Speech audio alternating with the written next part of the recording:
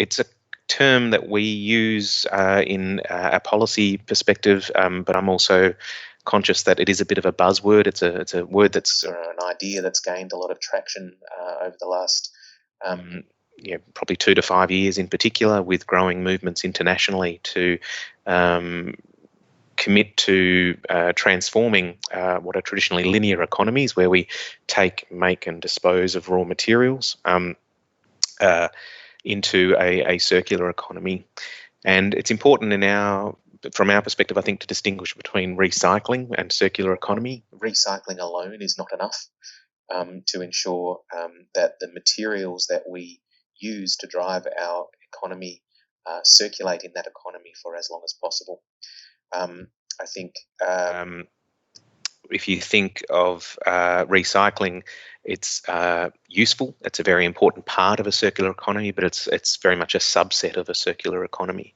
I think a true circular economy minimises the amount of raw materials that we need to produce in the first place, designs products or services in a way that both minimises the amount of material that's required, but also designs them with their end fate in mind, with recycling and reuse in mind, and which also allows for the sort of the constructive reuse for as long as possible in the economy.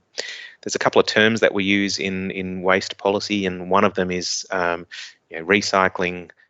Downcycling is another one, where materials are reused, but in a lower order reuse product. And a classic example of that is taking high quality glass that's manufactured to a particular standard to contain food and beverages, putting that through a process that leads to a lower quality glass that might still be useful in things like as in road base or other materials, or construction materials, but isn't able to be reused into that higher end food and beverage standard.